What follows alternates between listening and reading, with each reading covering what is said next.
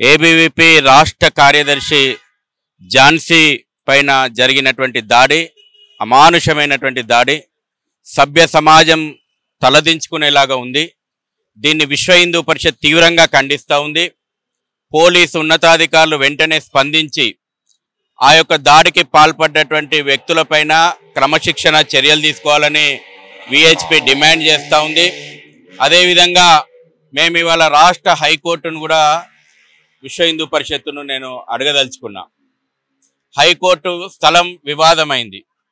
విద్యార్థులు శాంతియుతంగా ప్రజాస్వామ్యయుతంగా తమ యొక్క విశ్వవిద్యాలయాన్ని కాపాడుకోవాలని ప్రజాస్వామ్యయుతంగా నిరసన కార్యక్రమం చేస్తూ ఉంటే ఏబీవీపీ లాంటి ఒక ప్రతిష్టాత్మకమైనటువంటి సంస్థకు రాష్ట్ర కార్యదర్శిగా వ్యవహరిస్తున్నటువంటి కుమారి ఝాన్సీ పైన అమానుషమైనటువంటి దాడి కనబడితే దేశవ్యాప్తంగా ఇంత పెద్ద చర్చ జరుగుతుంటే హైకోర్టు న్యాయమూర్తుల దృష్టికి రాలేదా? ఎందుకు మీరు సుమోటోగా కేసును స్వీకరిస్తలేరు?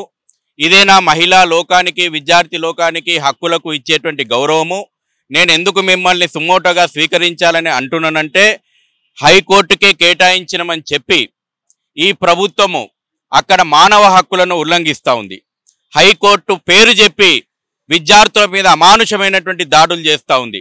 న్యాయ వ్యవస్థకు మచ్చ తెచ్చేటువంటి పనిగా ఇది ప్రజలు భావిస్తూ ఉన్నారు. కాబట్టి సుమోటోగా స్వీకరించండి. మానవ హక్కుల సంఘాలు కూడా మహిళా కమిషన్ కూడా దీనిపైన సుమోటోగా కేసులు స్వీకరించి సరైనటువంటి దర్యాప్తు చేయాలని చెప్పేసి మేము డిమాండ్ చేస్తూ ఉన్నాం. ఈ ప్రభుత్వాన్ని ఇవాళ గణతంత్ర దినోత్సవం రోజు నేను అడుగుతూ ఉన్నాను.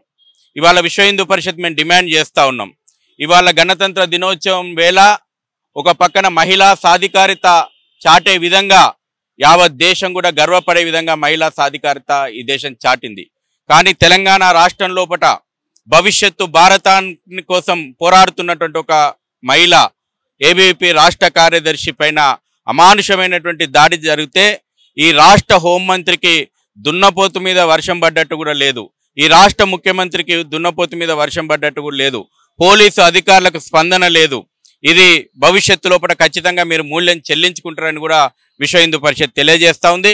పూర్తి విద్యార్థుల పోరాటానికి విశ్వ హిందూ పరిషత్ పూర్తి సంఘీభావం తెలుపుతా ఉన్నాం. ఇప్పుడు వచ్చే ఎలక్షన్లో ఎంపీ ఎలక్షన్లో ఎన్ని సీట్లు రాబోతున్నాయి?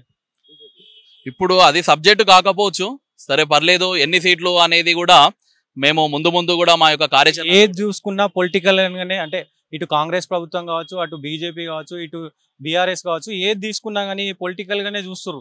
ప్రజల కోసం అయితే ఎవరు ఆలోచించినట్టు కనబడతలేదు. సో ఎట్లా చూడొచ్చు?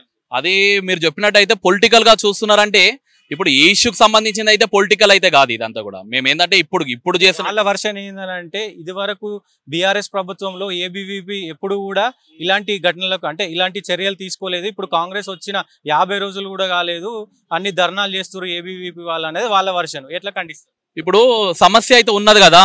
జీవో అయితే ఇది ఎవరైతే రేవంత్ రెడ్డికి సంబంధించినటువంటి కాంగ్రెస్ ప్రభుత్వంలో జీవో అయితే ఒక 6 నెలల కిందనో 8 నెలల కిందనో వచ్చింది అయితే కాదు కదా. జీవో ఇచ్చింది ఎవరు?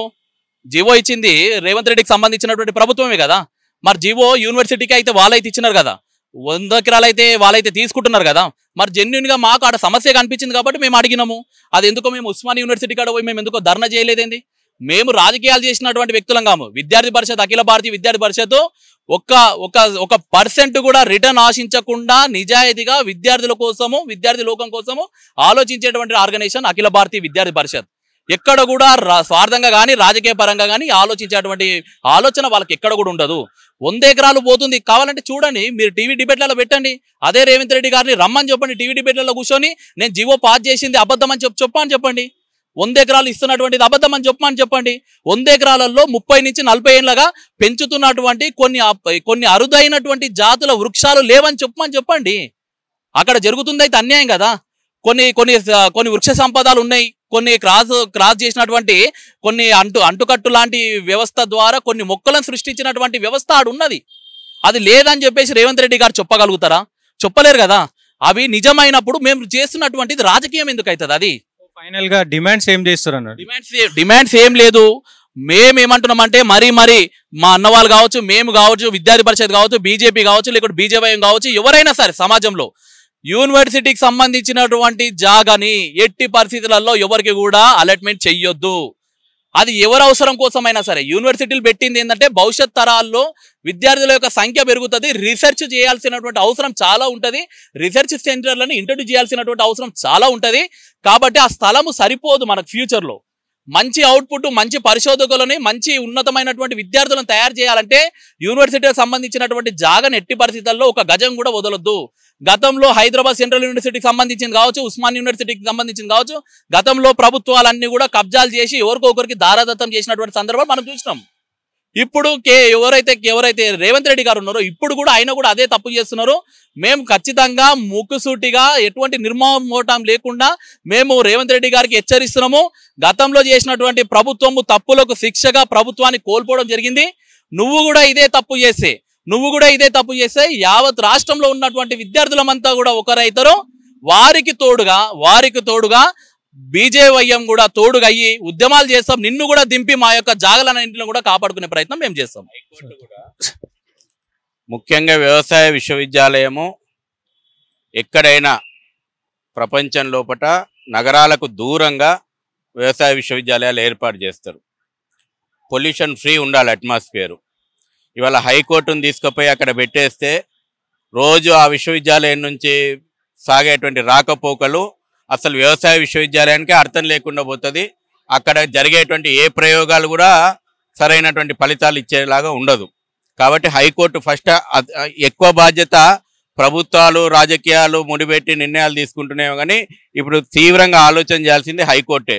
హైకోర్టులో కూడా వాస్తవానికి హైకోర్టు ఎవరైతే జడ్జిలు ఉంటారో లాయర్లు ఉంటారో సో అది ప్రభుత్వ కనుసన్నల్లోనే నడుస్తుందని చాలా ఓపెన్ టాక్. అది దానిపైన ఎట్లా దాని మీద మనం ఎందుకు కామెంట్ చేయాలి? వాళ్ళ నేను హైకోర్టును విశ్వ హిందూ పరిషత్గా మేము చాలా క్లారిటీగా డిమాండ్ చేసి అడుగుతూ ఉన్నాం. మీరు ఇంత పెద్ద ఇష్యూ విద్యార్థుల యొక్క హక్కులు కాలరాయబడుతుంటే, విద్యార్థులను పాశవికంగా దాడి చేస్తుంటే, హైకోర్టు పేరు సాకు మీద మారణ హోమం సాగుతూ ఉంటే ఎందుకు కనీసం స్పందన సుమోటోగా స్వీకరించడానికి వెనుకాడుతూ ఉన్నారు?